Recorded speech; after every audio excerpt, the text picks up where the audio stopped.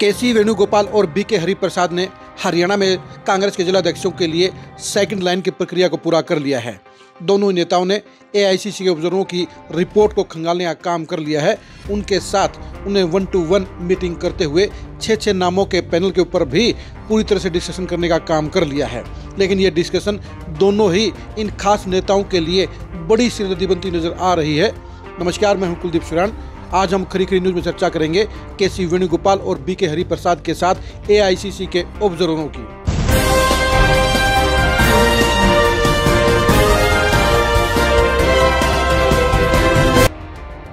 पूरे हरियाणा का दौरा करने के बाद और 1100 से ज़्यादा दावेदारों की एप्लीकेशनों के इकट्ठा होने के बाद 6 लोगों का पैनल तैयार करके एआईसीसी के ऑब्जर्वरों ने केसी वेणुगोपाल और बीके हरिप्रसाद के साथ अपनी मीटिंग पूरी कर ली है।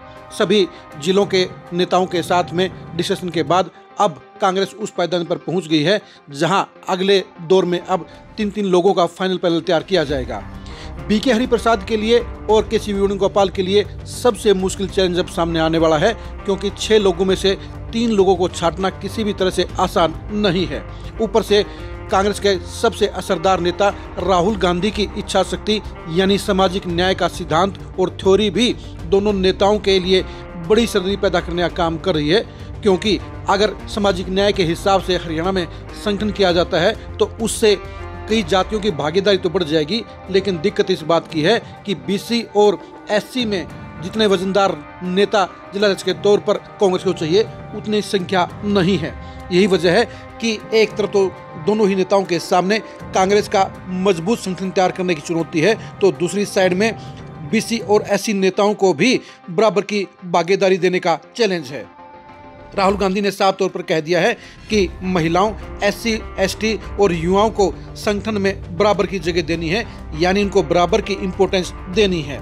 लेकिन समस्या यही है कि बीके हरिप्रसाद और केसी वेणुगोपाल के लिए माथापच्ची बढ़ गई है, क्योंकि अगर सामाजिक न्याय के हिसाब से संगठन बनाया जाता है तो इससे संगठन मजबूत नहीं होगा, बल्कि उसमें लगभग 40 से 50% नेता ऐसे आ जाएंगे जिनके कंधों पर जिलाध्यक्ष की जिम्मेदारी भारी पड़ेगी। क्योंकि कांग्रेस पार्टी के पास बीसी और एससी कैटेगरी में ऐसे नेताओं की भारी कमी है जो संसाधनों के हिसाब से जिलाध्यक्ष बनकर पार्टी को मजबूती से चला सके। यही वजह है कि केसी वेणुगोपाल और बीके हरिप्रसाद को एक जिले के ऊपर बड़ा मंथन करना पड़ रहा है और उनके सामने चैलेंज यही है कि वो मजबूत नेताओं का सिलेक्शन कैसे करें। इसके अलावा राहुल गांधी के सवालों का जवाब देना भी उनके लिए आसान नहीं होगा, क्योंकि राहुल गांधी के सामने जब 3 लोगों की लिस्ट होगी तो राहुल गांधी ये उनसे डिस्कशन करेंगे कि इस जिले में कौन कौन सी जातियां हैं और जो आपने नंबर 1 पर कैंडिडेट रखा है वो नंबर 1 पर क्यों है, नंबर 3 वाला नंबर 1 पर क्यों नहीं है, जो 3 नाम आपने इस लिस्ट में से बाहर किए हैं उनको बाहर क्यों किया गया है, उनकी दावेदारी कमजोर क्यों है।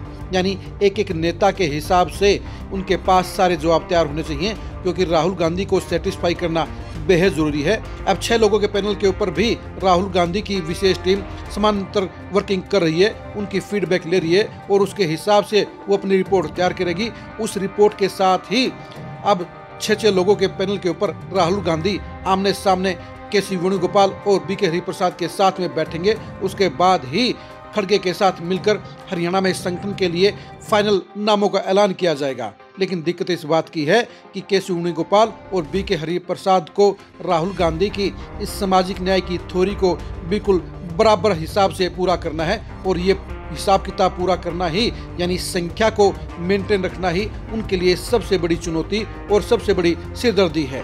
बीके हरिप्रसाद हरियाणा को अच्छी तरह से जानते हैं, लेकिन उन्हें इस बात का पता है कि एक तरफ तो पार्टी के लिए मजबूत सेनापतियों की नियुक्ति है, तो दूसरी तरफ में चैलेंज सामाजिक न्याय के हिसाब से सभी जातियों को बराबर की हिस्सेदारी देना है। यानी दोनों काम इकट्ठे नहीं हो सकते हैं। ऐसे में कहीं न कहीं बीके हरिप्रसाद और वेणुगोपाल को एडजस्टमेंट करनी पड़ेगी। लेकिन दिक्कत इस बात की भी है कि राहुल गांधी इस एडजस्टमेंट को नहीं समझते हैं। उनके लिए संख्या और भागीदारी दोनों ही सबसे इम्पोर्टेंट है। इसलिए साफ तौर पर नजर आ रहा है कि एक्सरसाइज भारी भरकम होने के बावजूद लास्ट में राहुल गांधी की चॉइस के हिसाब से एससी और बीसी कैटेगरी में कुछ हल्के स्तर के नेताओं को भी यानी कमजोर पकड़ वाले नेताओं को भी जिलाध्यक्ष की जिम्मेदारी दी जा सकती है। अब देखने की बात ये रहेगी कि राहुल गांधी क्या सिंपल एक एक जिलाध्यक्ष बनाएंगे या ऐसे नेताओं की मजबूती के लिए कार्यकारी अध्यक्षों की नियुक्ति भी साथ में की जाएगी, क्योंकि कांग्रेस के अंदर ये एक खेमा चाहता है कि एक जिलाध्यक्ष के साथ में दो दो कार्यकारी अध्यक्ष बना दिए जाएं, ताकि तीन तीन लोगों का जो फाइनल पैनल बनेगा वो तीनों संगठन के अंदर अपनी भागीदारी दे सके, उनको जिम्मेदारी मिल सके और पार्टी का संगठन मजबूती से बीजेपी का सामना कर सके। दूसरी तरफ वो खेमा भी है जो चाहता है कि सिर्फ एक एक जिलाध्यक्ष बनना चाहिए, क्योंकि उनको लगता है कि अगर ज़्यादा जिलाध्यक्ष होंगे तो उनमें पावर के लिए क्लेश होगा, और क्लेश होगा तो पार्टी उस हिसाब से वर्किंग नहीं कर पाएगी जिस हिसाब से राहुल गांधी चाहते हैं। यही वजह है कि के.सी. वेणुगोपाल और बी.के. हरिप्रसाद ने एआईसीसी के ऑब्जर्वर के साथ मीटिंग करने के बाद अब ऐसी पोजीशन में अपने आप को ला खड़ा किया है जहां उनके लिए आगे के पायदान के ऊपर चुनौतियां कम नहीं होंगी बल्कि बढ़ेंगी, क्योंकि 6 में से 3 को छांटना किसी भी तरह से आसान नहीं है और ये सबसे बड़ी चुनौती है, क्योंकि एक तरफ जहां 1100 नेताओं में से छांट कर 33 जिलाध्यक्षों के लिए आपने 3-3 का पैनल तैयार करने के लिए लबगमन बना लिया है, लेकिन इस फाइनल 3 के साथ में पूरा हिसाब किताब राहुल गांधी को देना आसान नहीं होगा। यानी राहुल गांधी के सामने के.सी. वेणुगोपाल और बी.के. हरिप्रसाद की असली परीक्षा होगी, जहां एक एक जिलाध्यक्ष के लिए उनको पूरा का पूरा सेटिस्फैक्ट्री जवाब देना पड़ेगा। उसके बाद ही राहुल गांधी उनकी रिकमेंडेशन को हरी झंडी दिखाने का काम करेंगे। जहां पर उनका जवाब राहुल गांधी की टीम की मैचिंग के साथ नहीं मिलेगा, वहां पर राहुल गांधी फिर अपनी मर्जी के हिसाब से जिलाध्यक्षों की नियुक्ति करेंगे। आप कौन कौन से जिले में किसको सबसे बढ़िया जिलाध्यक्ष मानते हैं, उसका नाम कमेंट करके जरूर बताइए। बी.के. हरिप्रसाद और के.सी. वेणुगोपाल क्या मेरिट के आधार पर, क्या दमखम के हिसाब से और क्या समर्पण के हिसाब से जिलाध्यक्षों की नियुक्ति कर पाएंगे, इसके बारे में भी अपनी राय जरूर दीजिए। आप हमारे फेसबुक पेज को फॉलो कीजिए, आप हमारे यूट्यूब चैनल को सब्सक्राइब कीजिए। नमस्कार।